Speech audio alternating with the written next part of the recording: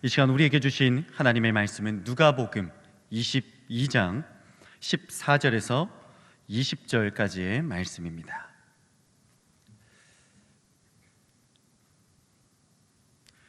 누가복음 22장 14절에서 20절까지의 말씀을 저와 여러분이 한 절씩 교독하신 후에 마지막 절 함께 읽겠습니다. 때가 이르매 예수께서 사도들과 함께 앉으사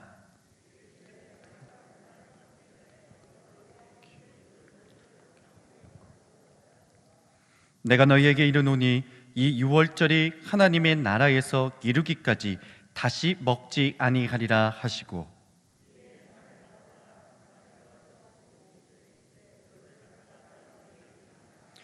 내가 너희에게 이르노니 내가 이제부터 하나님의 나라가 임할 때까지 포도나무에서 난 것을 다시 마시지 아니하리라 하시고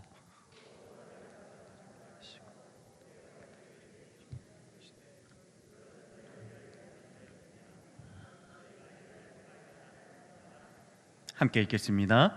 저녁 먹은 후에 잔도 그와 같이 하여 이르시되 이 잔은 내 피로 세우는 새 언약이니 곧 너희를 위하여 붓는 것이라. 아멘. 최후의 만찬 또는 주의 만찬이라 하는 주님과 제자들의 마지막 유월절 식사가 시작되었습니다. 주님께서는 앞서 베드로와 요한에게 유월절 식사 장소를 마련토록 하셨습니다. 그리고 이날은 주님께서 십자가에 달려 죽으시기 전날 밤이었습니다. 주님께서는 제자들과 함께 식탁에 앉아 떡과 잔을 나누셨습니다. 떡을 떼어 감사기도 하시고 제자들에게 주시며 말씀하십니다. 이것은 너희를 위하여 주는 내 몸이라. 너희가 이를 행하여 기념하라. 후에 잔도 나누시며 이 잔은 내 피로 세우는 새 언약이니 너희를 위하여 붓는 것이라 말씀하셨습니다. 기독교 2대 성례 중 하나인 이 성만찬을 제정하신 것이죠. 성례전이란 영어로 세크라멘트라 하며 이는 예수님께서 직접 제정하시고 명하신 것을 성례전이라 말합니다. 즉 예수 그리스도에 의해 시작되고 예수 그리스도의 명령이며 하나님의 행위라 할 수 있는 은혜가 상징적으로 임하는 것을 성례전이라 하는 것이죠. 이를 토대로 본문에 제정된 이 성만찬의 주인은 바로 예수 그리스도이며 이를 행하여 나를 기념하라 하시는 주님의 명령을 지켜야 하는 것이 성도의 본분이라는 것입니다. 이 시대를 살아가는 우리는 성만찬을 행함으로 예수 그리스도의 부활을 기념하고 그 안에 주시는 생명과 능력을 공급받을 수 있게 되었습니다. 그러나 안타깝게도 코로나로 인하여 2년 가까이 교회 안에서 성만찬을 행하지 못하고 있습니다. 신앙생활에 있어 가장 중요한 부분 중 하나를 놓치고 살아가고 있다는 것이죠. 오늘 우리는 예수님께서 제정하신 이 성만찬의 의미를 다시 한번 나누고자 합니다. 우리를 위해 찢기시고 흘리신 예수 그리스도의 몸과 피를 다시 한번 기억하고자 합니다. 주님께서 제정하신 이 은총의 식탁을 통하여 우리의 믿음의 삶이 어떠해야 하는지를 나누고자 합니다. 바로 이 말씀을 통하여 날마다 우리를 향해 베푸시는 은총의 식탁에 앉아 풍성한 은혜와 평안을 누리시는 우리 성도님들 되시길 바랍니다. 본문을 살펴보겠습니다. 14절 말씀을 보면 때가 이르매라는 말씀으로 시작됩니다. 여기서 때라는 것은 구체적인 날로 볼 때 유대력 니산월 13일 즉 유월절 전날을 의미합니다. 여기에 더하여 때라는 것은 바로 예수님께서 십자가에 달려 죽으심으로 이르실 구원의 때라는 의미를 갖고 있죠. 예수님께서는 자신의 마지막 때가 임박한 줄 아시고 제자들과 함께 유월절 식사의 자리를 갖고자 하셨습니다. 그리고 그들에게 이렇게 말씀하십니다. 내가 고난을 받기 전에 너희와 함께 이 유월절 먹기를 원하고 원하였노라. 주님께서는 제자들과 함께 식사하시기를 간절히 원하셨습니다. 그 이유는 이제 잠시 후면 군병들에게 잡혀 고난받으시고 십자가에 달려 죽으실 것을 미리 알고 계셨기 때문이죠. 그렇게 제자들과 마지막 만찬을 가지시고 교제하길 원하신 것입니다. 나아가 이 마지막 만찬을 통하여 앞으로 받으실 고난과 죽음에 대해 제자들을 가르치시기 위해 마지막 만찬을 갖고자 하신 것입니다. 주님과 함께하는 바로 이 식탁을 통해서 말이죠. 우리는 본문을 통하여 주님께서 이 땅에 계시는 동안 식탁의 교제를 얼마나 중요하게 여기셨는지를 기억해야 합니다. 예수님의 공생의 사역에서 이 식탁의 교제는 빼놓을 수 없는 매우 중요한 사역이었습니다. 어떤 이들은 이를 하나님 나라의 식탁 교제라고도 불렀습니다. 마태복음 9장을 보면 주님께서 세리였던 마태를 부르시는 장면이 기록되어 있습니다. 주님께서 마태를 제자로 부르신 후에 곧바로 하신 행동이 무엇이냐 하면 바로 마태의 집에서 함께 식탁의 교제를 나누신 것입니다.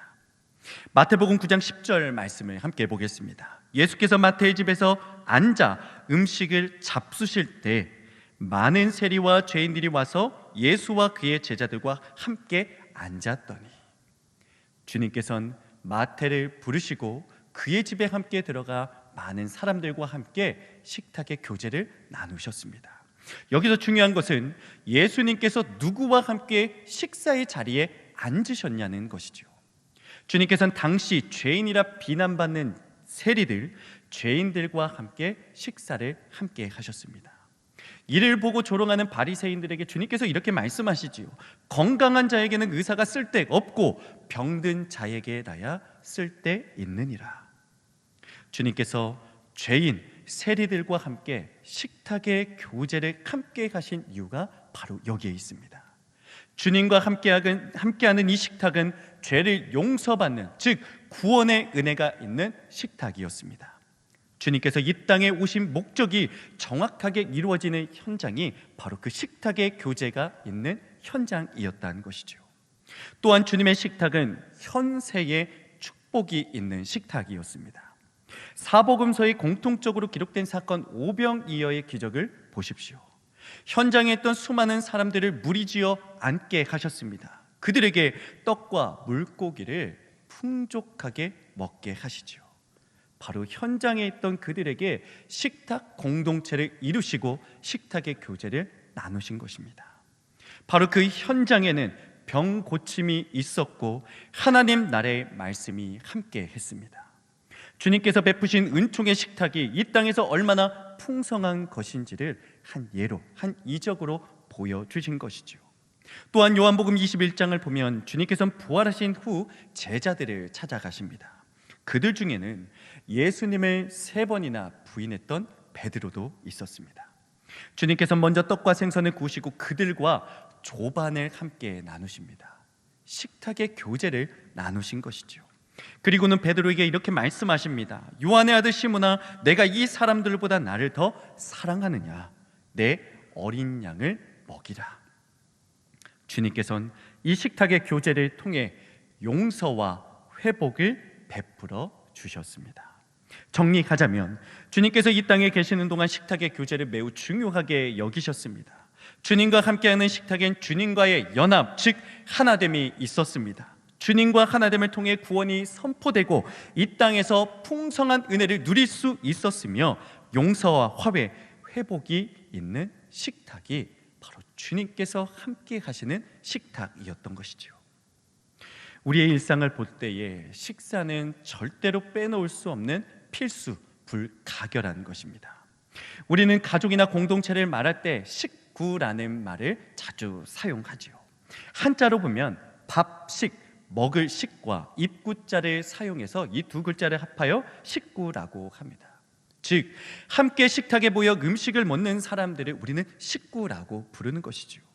함께 음식을 나눔으로 서로가 한 가족, 한 공동체임을 확인하는 것입니다.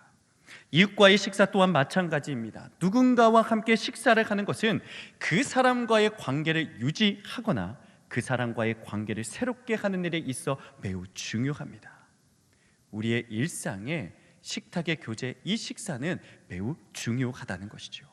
하나님께서는 우리를 지으셨고 우리가 어떻게 하나 될 수 있는지를 너무나 잘 아셨기 때문에 바로 우리의 삶의 식탁의 교제를 허락해 주신 것입니다. 나아가 주님께서는 이 식탁의 교제 위에 은혜를 더하셨고 이를 통해 주님과의 연합, 하나님과 이웃과의 연합, 하나됨을 이루어 주신 것입니다.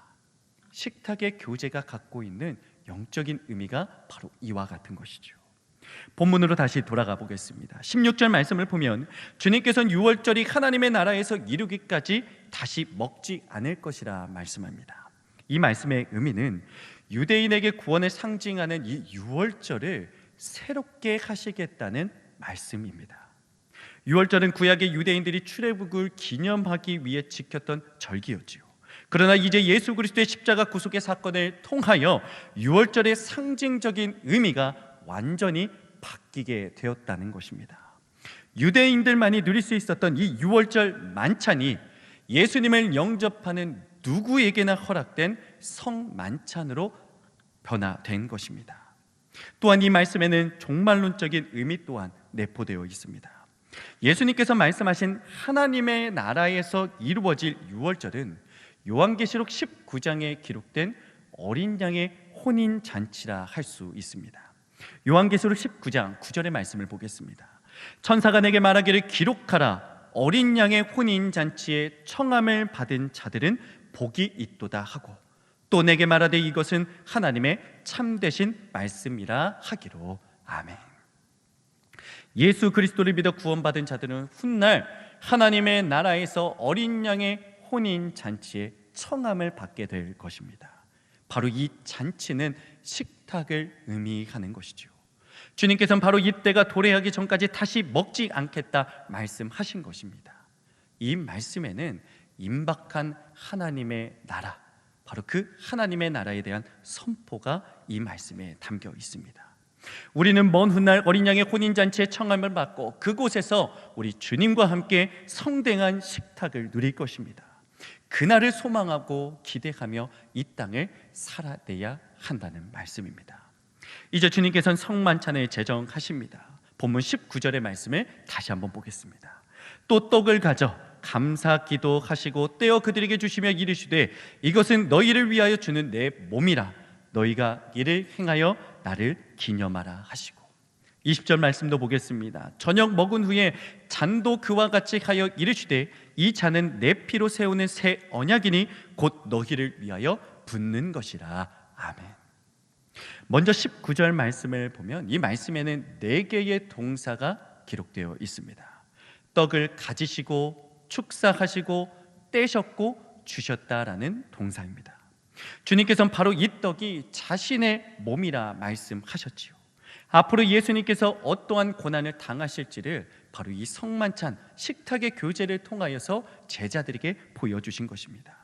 20절 말씀에도 잔을 나누시며 말씀합니다. 이 잔은 내 피로 세우는 새 언약이니 곧 너희를 위하여 붓는 것이다. 이 두 말씀에서 공통적으로 쓰인 말이 무엇입니까? 바로 너희를 위하여라는 말씀입니다. 주님께서 몸을 찢기시고 피를 쏟는 것이 모두 우리를 위하여 하신 일이라는 말씀이지요. 바로 우리는 은촉의 식탁을 통하여 이 사실을 늘 가슴에 새기고 살아야 한다는 말씀입니다. 또한 20절에 쓰인 이 새 언약을 이해하기 위해선 먼저 하나님과 이스라엘 사이에 맺어진 시내산 언약을 기억해야 합니다. 하나님께서 시내산에서 이스라엘에게 언약을 주신 후에 이때 모세는 12마리의 소를 잡아 그 피를 반절은 백성들에게 반절은 제단 위에 부었습니다. 언약의 상징으로 말이죠. 그러나 주님께서 말씀하시는 이 새 언약이란 예수님의 쏟으신 피로 단번에 주어진다는 의미를 갖고 있습니다. 우리가 누리고 있는, 우리가 받아 누리고 있는 구원의 그 언약이 바로 이 새 언약이라는 것이죠. 주님께서 베푸신 은총의 식탁은 바로 예수님의 찢기신 살과 쏟으신 피로 세워진 새 언약이며 주를 믿고 영접하는 누구에게나 초청된 은혜라는 사실을 잊지 말라는 것입니다. 그렇다면 주님께서 베푸신 은총의 식탁을 통해 우리에게 말씀하시는 것이 무엇입니까? 예수님의 전적인 희생을 통해 베풀어진 이 은혜의 식탁에 늘 함께 하라는 것입니다. 그리하여 예수님과 하나가 되고 이웃, 즉 공동체와 연합을 이루라는 것이지요. 주님께서 말씀하십니다. 누구든지 내 음성을 듣고 문을 열면 내가 그에게로 들어가 그와 더불어 먹고 그는 나와 더불어 먹으리라. 우리가 주의 음성을 듣고 주님을 영접할 때에 주님께서 우리와 더불어 먹고 마신다는, 바로 은총의 식탁을 베푸신다는 말씀입니다. 잊지 말아야 할 것은 우리 모두는 주님의 식탁에 초청받을 만한 자격이 없었다는 것이죠. 아무 자격 없는 우리지만 주님의 전적인 희생과 베푸신 은혜로 그 식탁에 참여하게 되었습니다. 이것이 다른 말로 하면 복음이 되는 것입니다. 주님께서 베푸신 식탁은 바로 그 복음 자체라는 것이죠. 성경에서 주님과 함께 식사를 나누었던 사람들이 보십시오. 세리, 창기, 죄인들, 당시 사회에서 차별당하고 비난받던 사람들이었습니다. 그들은 옛 언약이라는 틀 안에서 사회 속에서 철저하게 외면받았던 사람들입니다. 그러나 주님께서는 그들에게 식탁의 은총을 베푸셨고 회개와 순종을 통하여 복음, 즉 새 언약에 참여하는 자로 그들을 초청하셨습니다. 우리는 성찬에 참여할 때마다 또한 주어진 일상에서 바로 이 주님의 희생과 죽음을 잊지 말아야 한다는 것이죠. 우리에게 은총의 식탁을 베푸시기 위해 찢기시고 쏟으신 예수 그리스도의 그 사랑을 잊지 말아야 한다는 것입니다. 나아가 주님의 식탁에 차려진 부활의 기쁨과 감격 또한 잊지 말아야 합니다. 우리는 때로 성찬에 참여할 때 예수님의 희생과 죽음만을 기억하며 엄숙하고 무거운 마음으로 이 식탁에 참여할 때가 있습니다. 그러나 부활하신 주님께서 제자들에게 보이셨고 그들과 함께 식탁의 교제를 나누셨다는 말씀을 기억해야 합니다. 성만찬이 제정된 본문 이후 누가복음 24장을 보면 부활하신 주님께서 엠마오로 향하는 제자들을 만나 주시지요. 그리고 그들과 함께 또다시 식탁의 교제를 나누어 주십니다. 부활하신 몸을 통하여서 떡을 떼어 그들과 나누셨다는 것입니다. 부활하신 영광의 모습으로 제자들에게 보이시고 부활의 감격과 기쁨에 함께 하도록 식탁 가운데 제자들을 초청하신 것입니다. 우리가 누리는, 우리에게 베풀어진 바로 식탁의 은혜는 바로 이와 같은 십자가의 사랑과 부활의 기쁨이 함께 있는 것입니다. 말씀을 정리하겠습니다. 우리는 비록 코로나19라는 이 시대 상황으로 인하여서 교회 안에 오랫동안 성만찬을 행하지 못하고 있습니다. 지금 상황보다 더 회복되어 속히 성찬을 나눌 수 있는 그날이 오기를 소망해 봅니다. 동시에 우리 삶에는 늘 주님과 함께하는 영적인 교제가 있어야 합니다. 주님께서 베푸신 은총의 식탁에 늘 앉아 있어야 합니다. 나를 위해 찢기시고 흘리신 보혈을 기억하며 죄를 멀리하고 하나님이 기뻐하시는 거룩한 삶을 살아내야 합니다. 이는 은총의 식탁을 베푸신 예수님과의 연합이며 하나님 하나 될 때에 온전해질 수 있다는 것이죠. 또한 공동체적으로 볼 때에 주의 만찬에 함께 참여하는 성도들과 연합되고 하나 되기 위하여 노력해야 합니다. 주님의 몸된 교회의 각 지체인 우리는 주의 만찬에 함께 참여한 자들입니다. 서로가 서로를 용납하고 인정하고 사랑으로 감싸주며 믿음의 공동체를 세워 나가야 한다는 것이죠. 이것이 바로 주님께서 우리 이리 신광교회 모든 성도들을 통하여서 이루시는 식구, 즉 믿음의 공동체인 것입니다. 은총의 식탁에 초대된 이 자리에 계신 우리 모든 성도님들, 예수님과 하나 되고 믿음의 공동체를 하나로 만들어 가시는 우리 귀한 성도님들 되시길 주님의 이름으로 축복합니다.